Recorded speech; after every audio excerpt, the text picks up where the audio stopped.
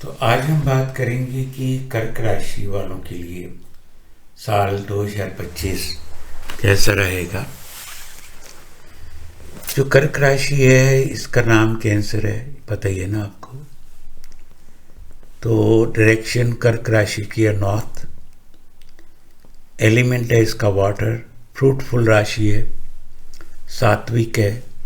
तो आपकी कर्क राशि है ना, तो आप बहुत ही सेंसिटिव हो ना, और इमोशनल भी होंगे। आपकी मेमोरी भी अच्छी होगी, यहाँ लिखा हुआ है। अच्छी है मेमोरी, वेरी गुड। तो आपकी जो राशि है ना, ये चर राशि है, मतलब मूवेबल, आप एक जगह स्थिर नहीं बैठोगे। तो ये है कैंसर राशि। इसका मालिक कौन है? मून। और यहाँ पे गुरु आके उच्च का हो जाता है। तो अब हम देखेंगे कि जो साल 2025 आ रहा है वो आपके लिए कैसा रहेगा। देखो, ये डिपेंड करता है ग्रहों पे। तो कितने ग्रह हैं? 7 ग्रह हैं, फिर एक राहु केतु है। तो सभी को डिस्कस करना तो पॉसिबल नहीं है ना। तो मैं कुछ उन ग्रहों को डिस्कस करूँगा जो बहुत लॉन्ग चलते हैं। जैसे शनि हो गया, वो 2.5 साल रहता है एक राशि में। गुरु हो गया, शनि हो गया, राहु केतु हो गए। उनसे हम जान पाएंगे कि ये साल आपके लिए कैसा रहेगा। तो पहले चलते हैं मैं शुरू ही केतु से कर रहा हूँ। देखो, राहु और केतु, केतु क्या होता है? डिटैचमेंट। राहु क्या होता है? अटैच। तो केतु डिटैचमेंट है। अब केतु का गोचर, केतु कहाँ था? एक तो कि जो अब चल रहा है 2024, उसमें केतु कहाँ पे है? तो बहुत लंबे समय से केतु कन्या राशि में गोचर कर रहा है, जो बुध की राशि है।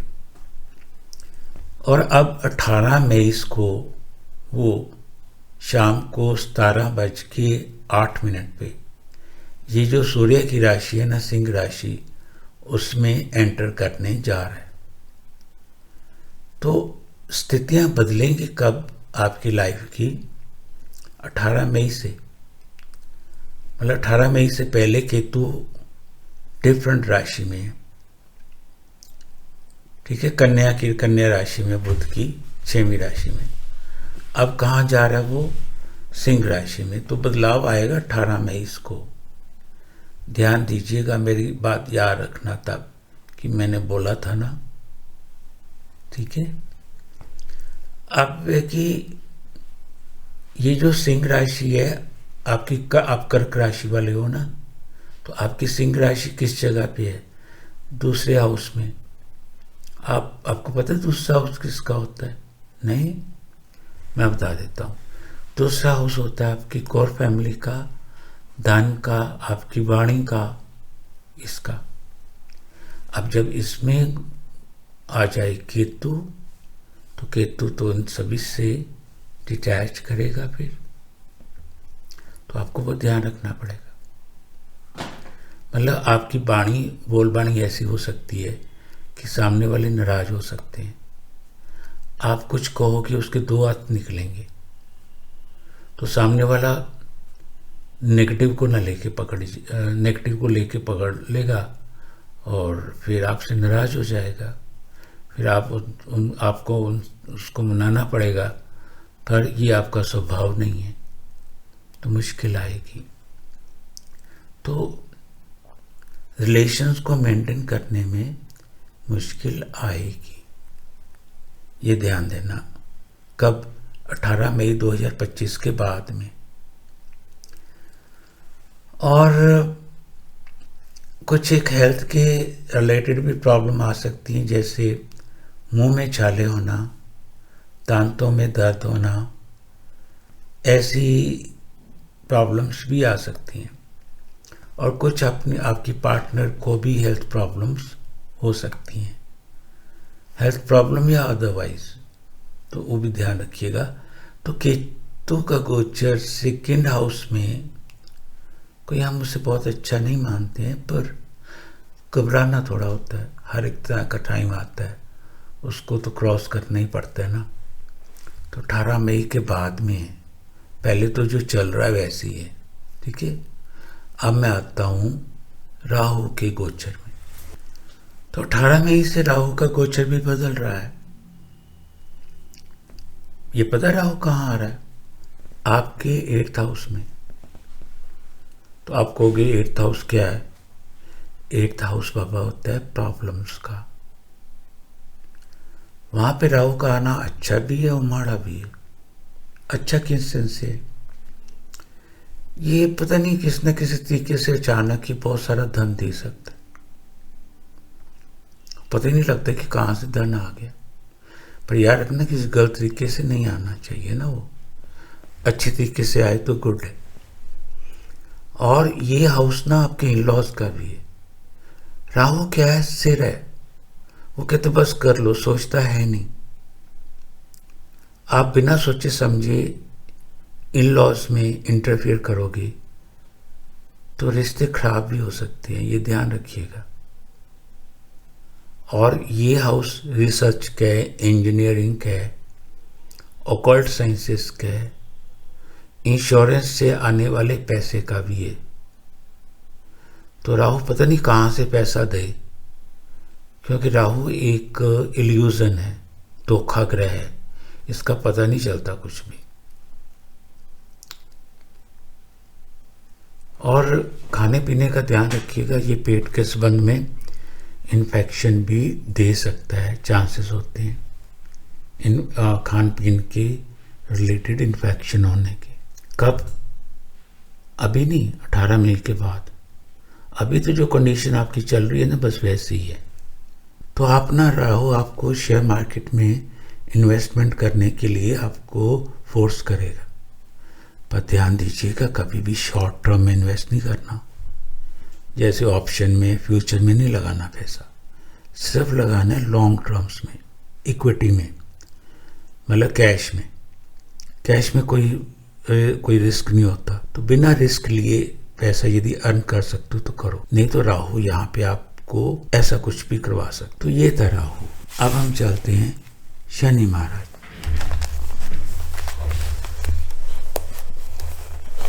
लोगों को ना शनि का नाम आते डर लगने लगता है। ऐसी कोई डरने की बात नहीं है। शनि तो बहुत प्यारा ग्रह है। यह आपकी कंसंट्रेशन है, फोकस है। ये कहता है शराब मत पियो। शनि कहता है कि आप मांस मत खाओ, बस ये कहता है। और शनि पर ना बिल्कुल कठोर है। कहता है यदि किसी ने गलत काम किया है ना, चाहे वो आपके पापा हो, मम्मी हो, हस्बैंड हो, बस कहता है आप उससे बोल लो कि आपने ये गलत काम किया है। हमसे होता नहीं ना, हम तो कहते हैं कि वो नाराज हो जाएंगे, पर शनि कहता नहीं, चाहे नाराज हो आपको बोलना चाहिए, क्योंकि शनि न्याय देने वाला है। यदि कुछ गलत काम करोगे तो वो दंड देगा। 2.5 साल रहता है एक राशि। अब पता है क्या है, ये कुंभ से निकलकर मीन राशि में जा रहा है। और मीन राशि आपकी एक सर्कल होता है ना, 1 से लेके 12 तक। यार एक राशि में 2.5 साल रहा है, अब इसका सर्कल पूरा होने जा रहा है। लास्ट मीन राशि में एंटर करेगा ये 2.5 साल के लिए। करेगा कब? 29 मार्च को रात के 22:07 पे। तो 29 मार्च से पहले तो आपकी जैसे हालत है वैसी है।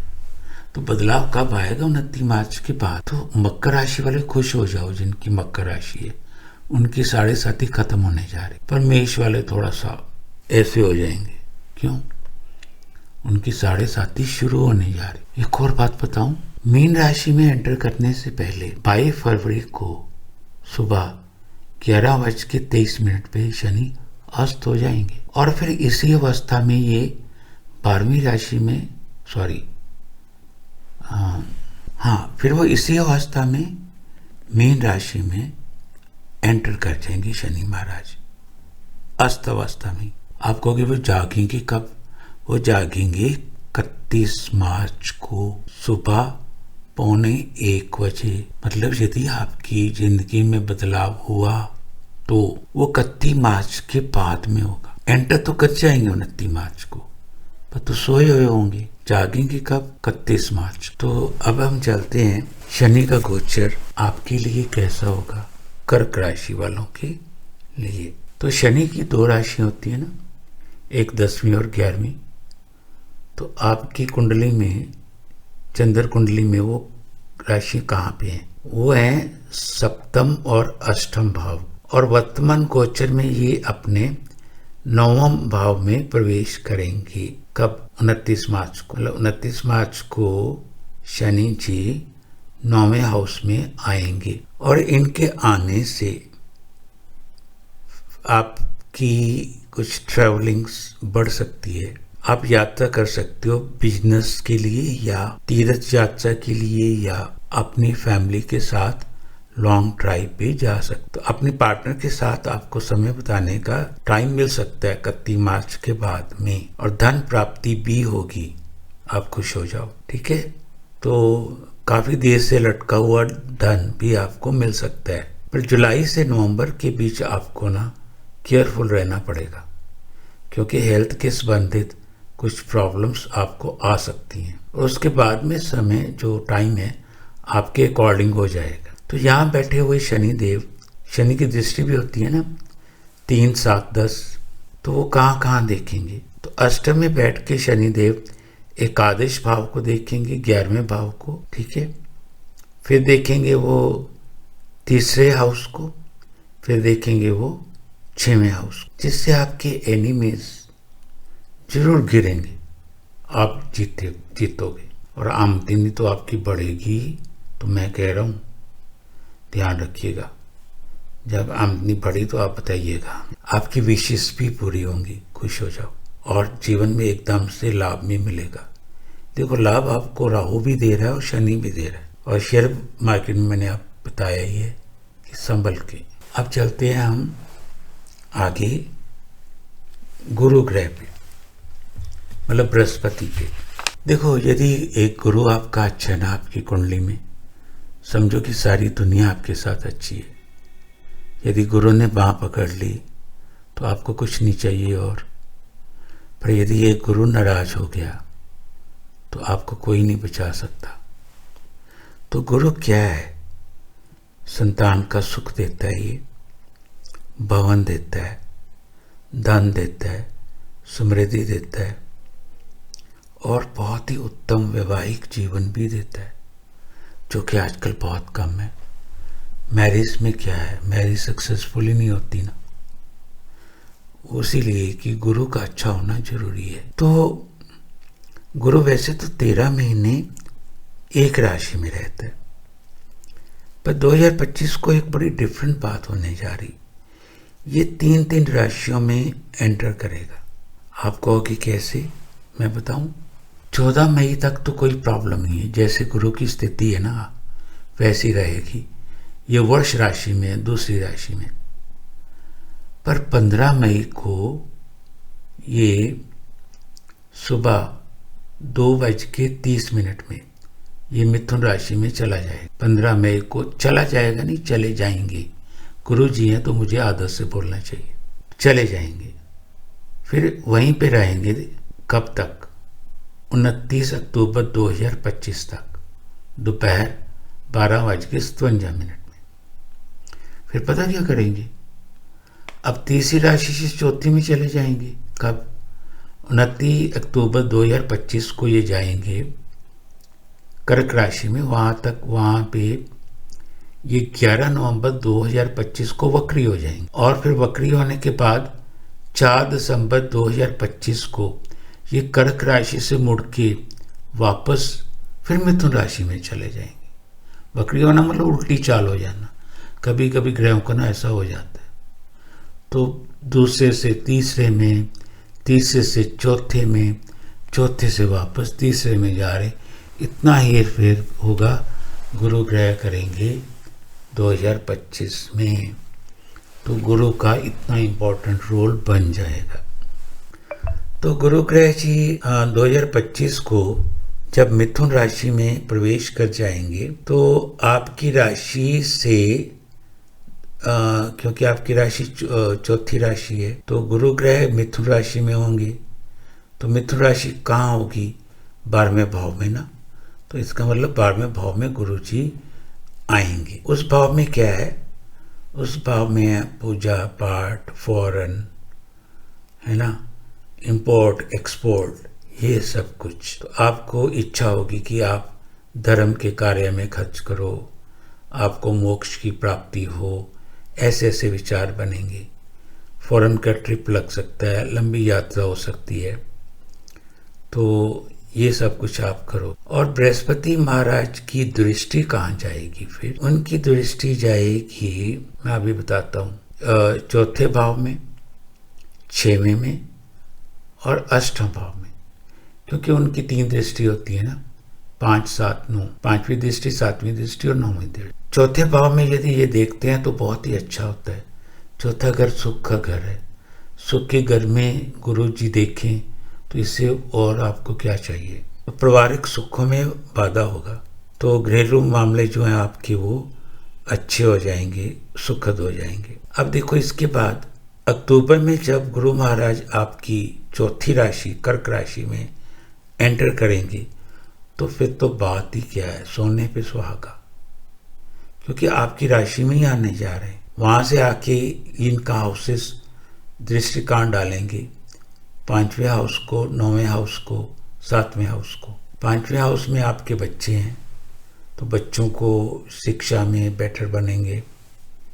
9वें हाउस में आपकी यात्रा है, पिता है, तो उनके लिए अच्छा होगा। थोड़ा सा प्रॉब्लम आपकी पार्टनर के बारे में हो सकती है, क्योंकि गुरु का संबंध ज्ञान से है, तो 7वां हाउस तो होता है ना आपकी वाइफ का, पार्टनर का या आपके हस्बैंड का, तो वहाँ पे गुरु का क्या संबंध? तो वहाँ थोड़ी प्रॉब्लम हो सकती है। तो बाकी सब जगह सोने पे सुहागा है, बहुत अच्छा है। तो ये गुरु जी का है आपकी कर्क राशि के संबंध में। तो मैंने ये सब आपको बताया। यदि आप एस्ट्रोलॉजी सीखना चाहते हो, यदि आप वास्तु सीखना चाहते हो, यदि आप कुंडली बनाना चाहते हो, तो ऑनलाइन ही मैं सब कुछ कर सकता हूँ।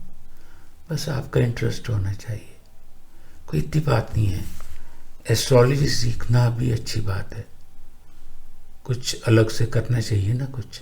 तो मैं नंबर दे रहा हूँ, मुझे कांटेक्ट कीजिएगा। Okay, thank you.